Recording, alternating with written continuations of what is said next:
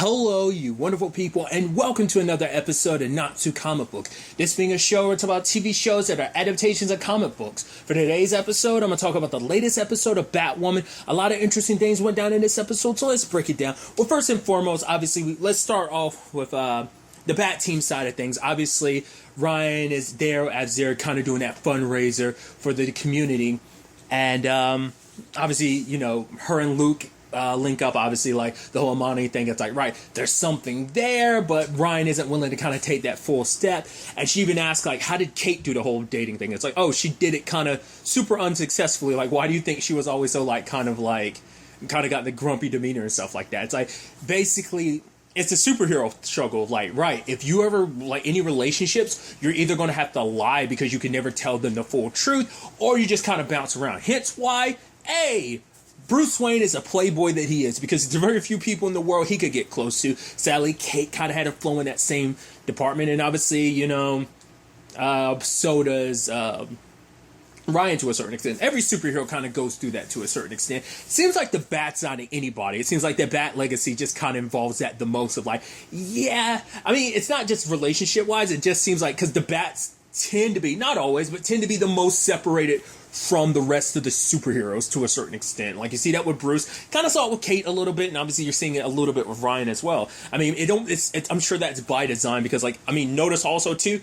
Ryan hasn't had a chance to really interact with anyone else that's a part of this universe. It's like, yeah, she's kind of focused on Gotham, her own. I mean, to be fair, and I think that's by design too, because it's like, it's meant to focus on her story. This is her story, and bringing in other stuff this season would probably be too much to, like, right? Like, let's keep the other universe out until later on we get to know Ryan more. Let's focus on her story for now. Then we can start bridging out and connecting, like, outside DC stuff that's now on the same Earth, you know, like Supergirl. Well, it's there because that's why Kate wasn't in Gotham, because she went and go visit. It's a whole thing, you know. So just something interesting to kind of think about. But nevertheless, obviously some cops show up, starting some shit, and apparently, like, there's some noise complaints. It's like, and I think this ends up being a really interesting development. Obviously, like, Ryan is stepping to them. Luke is trying to defuse the situation. The cops get involved. Like, to be fair, the cops put their hands on her at first. For, like, it's like, what? I'm not doing anything. I'm not being aggressive. Like, I'm just making my point clear. And obviously, they both get arrested. And so later on, Sophie shows up being like, yo, that's some BS, like, doing what you're doing. And she makes it clear, like, oh, I'm a crow. And he's like, yes, ma'am, blah, blah, blah, blah. And then it's like, okay, like, he's like, don't make me do something. And she's like, I'd like to see you try or something. I was actually super surprised when we see her locked up later on. I was like, oh, shit, I wasn't expecting that. It's like, because she's not in uniform, so he didn't believe her. It's like, oh, you're just some, let's face it, black woman just talking shit. You know, you're kind of a nobody. Home dudes, it's a combination of being racist and prejudice and just being just a power-tripping asshole.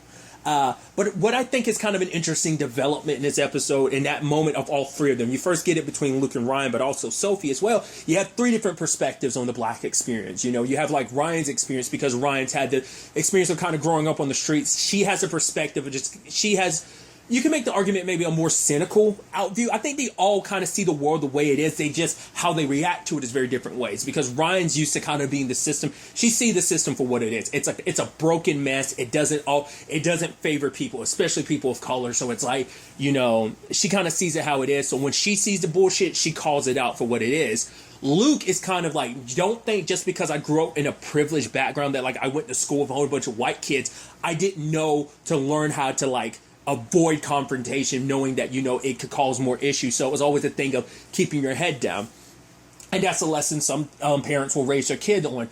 Don't fight back. Don't argue. Say yes, sir. No, sir. Keep your head down.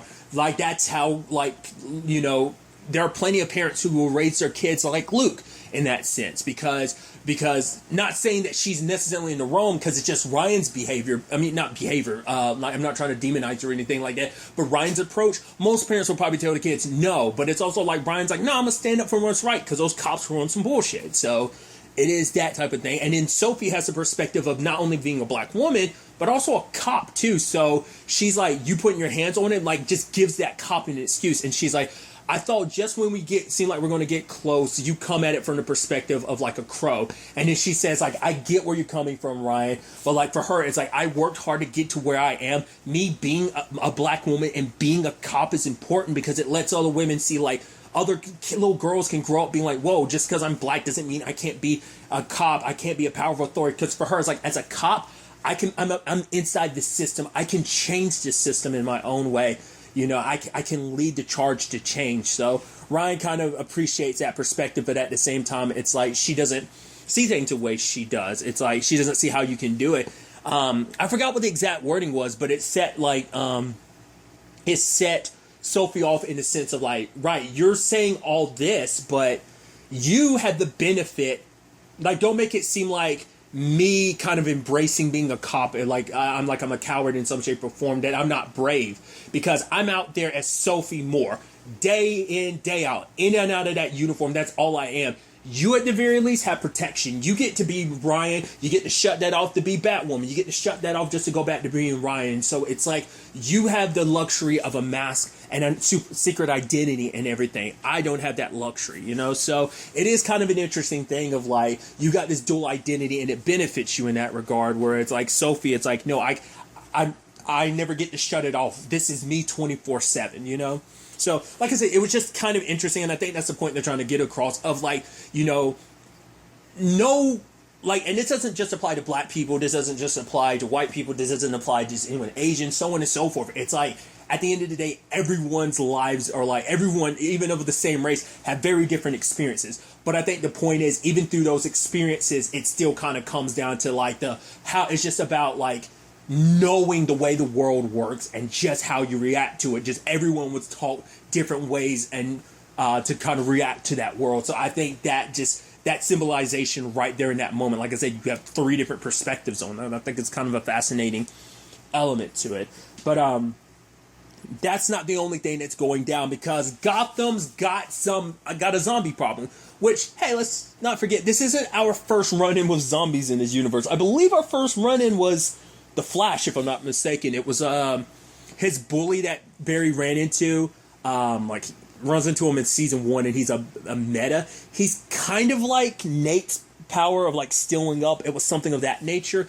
He ends up dying and coming back as he gets resurrected as like a zombie. So, which I think is interesting, because that actor went on to play Drake in season iZombie.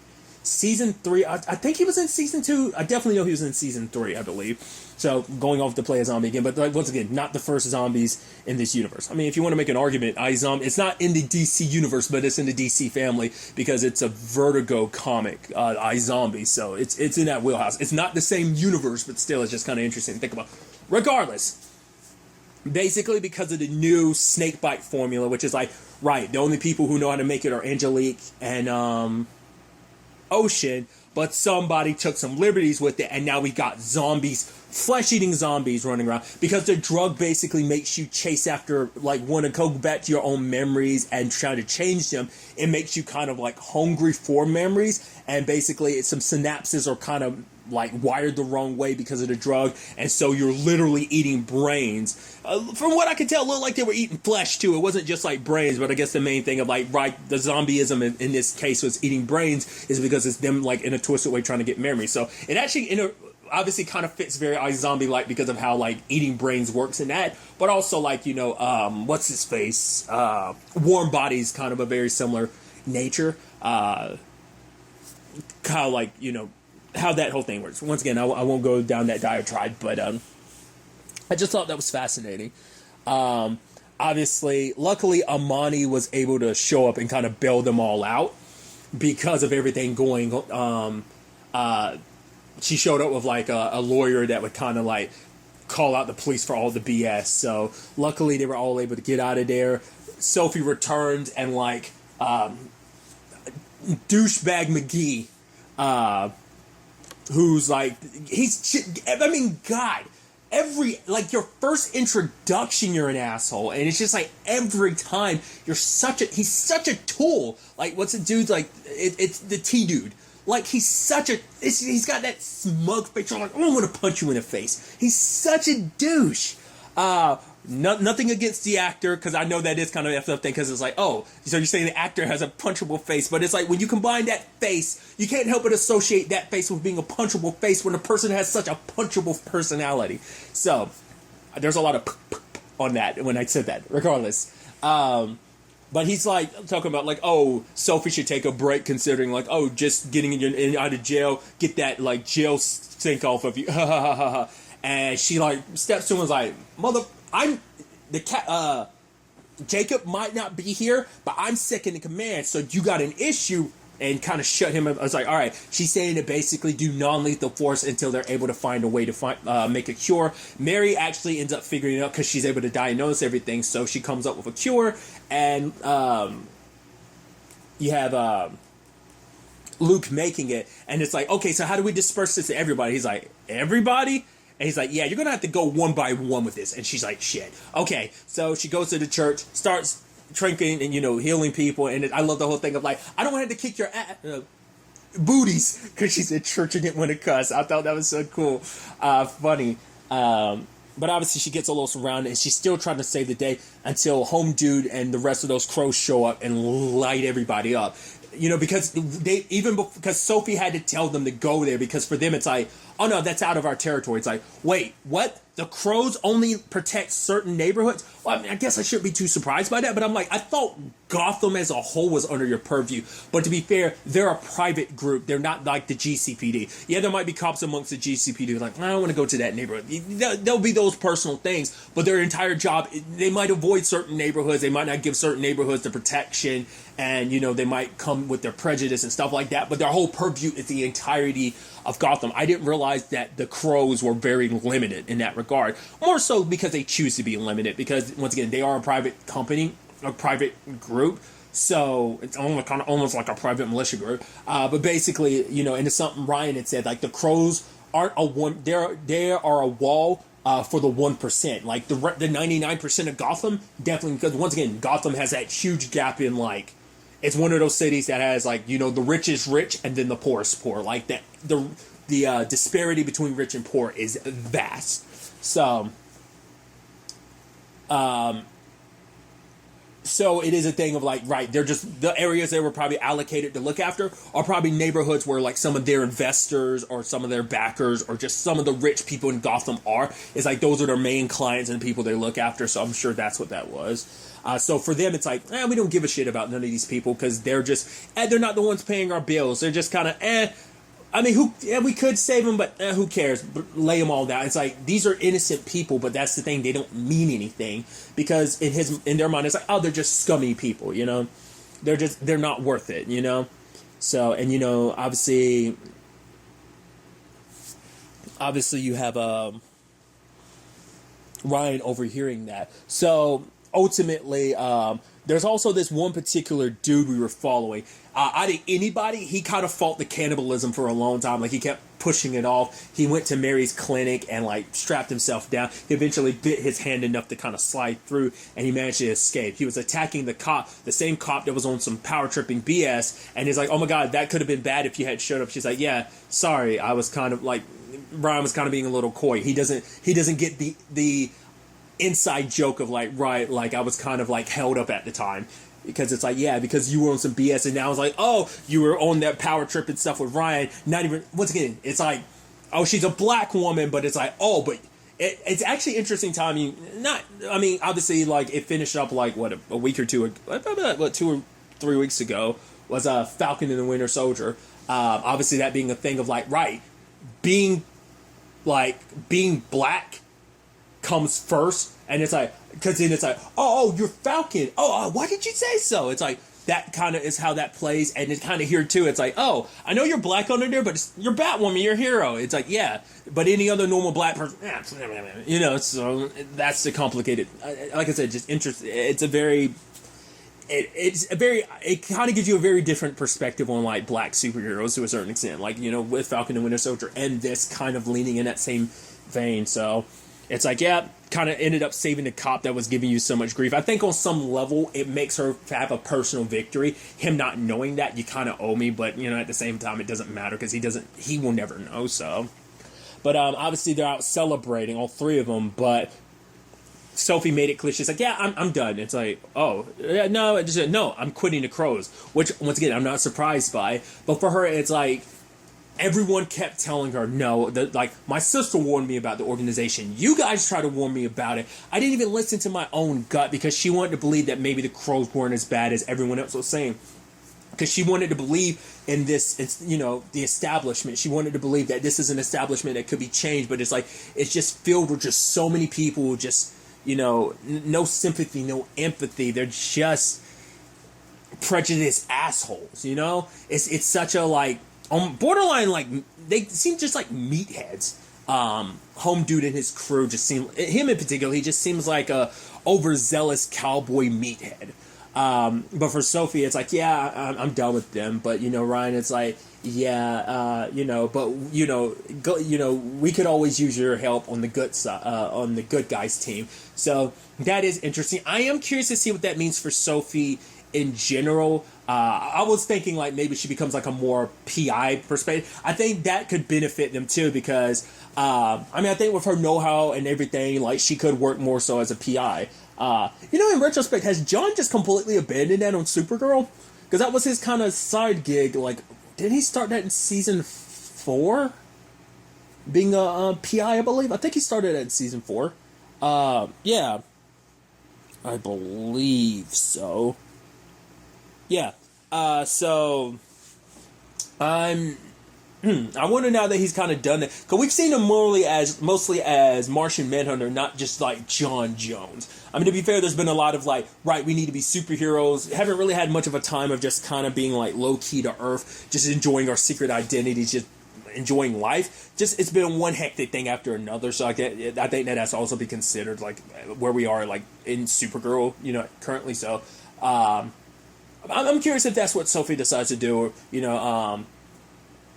It's always, you know, conversation about, like, what a lot of superheroes do, like, in the grand scheme of things. Obviously, we've got featured quite a few who just, like, their day jobs and stuff like that. But I'm curious, like, I mean, because Sophie's also going to need a, you know, not unless she ends up being, like, not unless she plays, like, a Diggle role, where, like, Diggle was kind of, like, his main job, at least to the outside world, was, like, right, private security for Oliver. So, like, I mean, he was that from the very beginning, but I think he's still kind of, to the outside world, kind of had that same role and perspective. So I'm wondering, not unless that ends up being kind of like, she works at, well, I was about to say Wayne Tech, but I was like, no, that side of things has kind of been shut down. I don't know. I'm curious what she's going to do about that.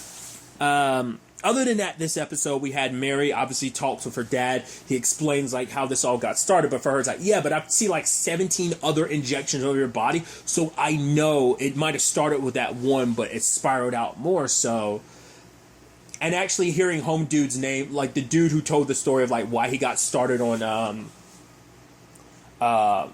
snake bite in the first place is because his wife died in a car accident. He never really had an opportunity to really get to know her. And hearing that perspective made Mary kind of understand, it's like, right, why you're doing the snake bite is, you know, because you're trying to be with Kate and Alice, like you have a lot of regrets. But for her, it's like, I have a lot of regrets too. There's a lot of stuff that I wish could do differently, but rather than living in the past, I'm finding a way to live with the pain. You know, and like, she was like, I was hoping you'd do kind of the same for me, because once again, you're trying to live for 2 daughters you've lost instead of being here for the one you still have left. You're so busy drowning in your pain. Like, I'm drowning in my pain too, but I found a way to move forward trying to live with it. And we could be doing that together. Like, we could be each other's anchor, but he chooses this. It's like, you know, I mean, addiction's a very complicated thing, but I think it was like her trying to give him a little bit of a tough love way of kind of pulling back in that regard.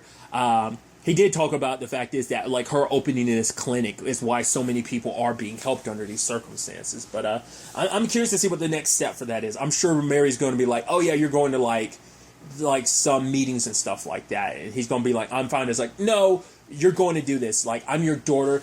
Like, if you love me at all, you care about me at all, you'll do this because you need help, Dad. You know, so maybe that'll be the angle they go down with this. We actually have the ending of the episode where Luke is coming across a break-in, and it's Eli, which I love that they met Eli in the jail and everything, and he was like, yeah, like I forgot what he said. Like, you know, they're doing this to us, and they're like, to us. It's like he's like, yeah, people like us, like, you know, those who are kind of abandoned by the system or whatever. And he rolls up a fist, fight the power, and just everyone else is like, gee. I think even Sophie's like, Jesus, and just kind of looks the other way. But Luke comes across him. I was like, oh, this is going to go sideways.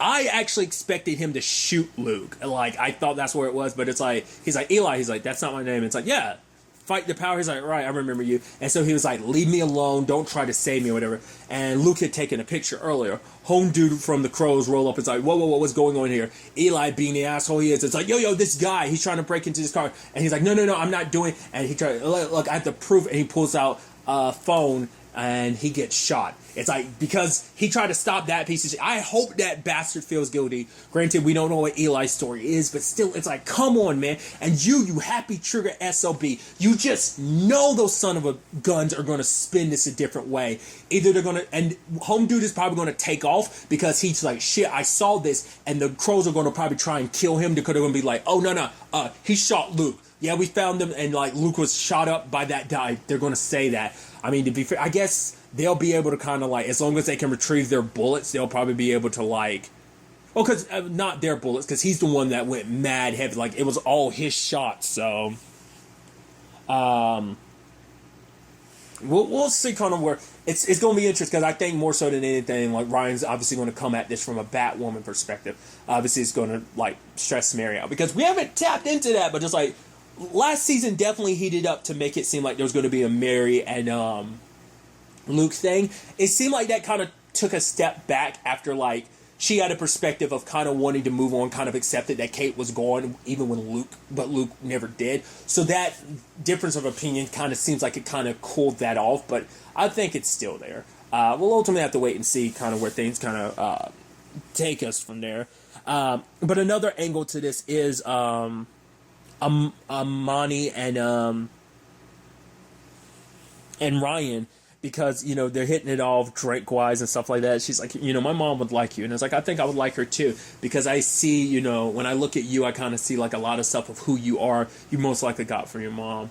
And obviously for her, you know, Ryan's like, right, I feel like I'm not 100% me with you. And she's like, so what are you, CIA? And she's like, no. She's like, as long as, you know, whether you, she's like, I kind of hope you are CIA. Not unless the other explanation of why there can't be an us is you're dating like 15 other girls at once. It's like, yep, no to either, but we can keep drinking as you try and guess. But she's not ready to open up 100% because it's like there's a lot of her life she still has to kind of hide away. And for her, it's like, you know, Amani, you deserve so much more because you were a great person. And it's like, I just can't give you what you want right now, you know, so... the complicated love life of the superhero, you know, so we'll see where things kind of go on that front. And another angle to this is picking up with Alice. This is actually the beginning of the episode. It's Alice confronting Cersei about like, whoa, she's saying like, she's like, Kate, come on, let's get out of here. And she's like, who's Kate? And it's like, you know, Roman comes out, it's like, oh my God, my daughter, like, oh, you're back to me. And it's like, fine, because you did this for me, Alice, you can go. It's like Alice was trying to make an excuse to stay behind, but Roman wasn't having that. So it's like, oh, I'm going. So she tracks down Enigma, which I thought that was interesting. Like, she found Dr. Rhymer. I was like, oh, I would have thought she would have gotten out of town, but I guess she thought like, everything's fine, everything's resolved, I guess. But it's like, no, she got found again. I was like, oh, that's interesting. So it's like, you're going to help me get Kate back. Essentially, it's like what she did to Ocean and Alice. I removed one person from your memories and your mind.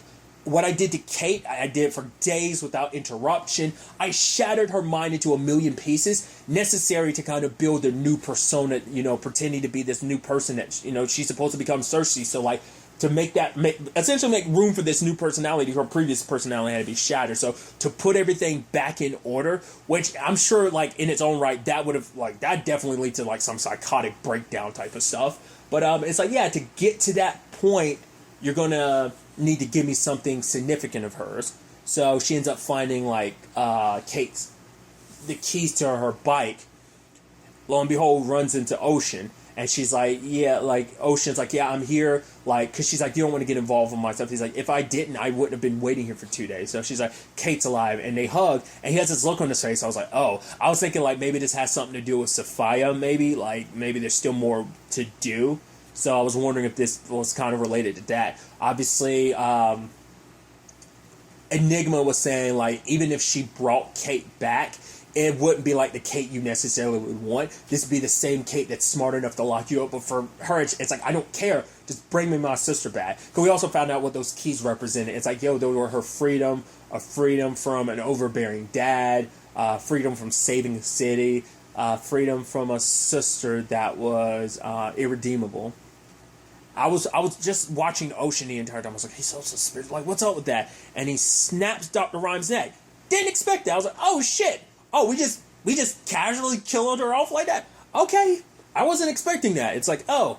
And yeah, with her dead, there's like, because apparently she's the only one that knows the keyword to snap, like, even with all the building her mind back, she's the only one that had the keyword and everything. And it turns out because Ocean's like, oh, I love you, and I don't want to see you go down this route because essentially your sister isn't worth it. Like, because I think it's a situation of like, I can accept you for who you are. Your sister never could. Like, think about it. Like, did she ever find you when you were locked up? No. And when you came back into her life, did she notice? Did she figure out who you were immediately, like you did? Because obviously, like, Alice knew immediately who Kate was, but it took a while before Kate found out who Beth was.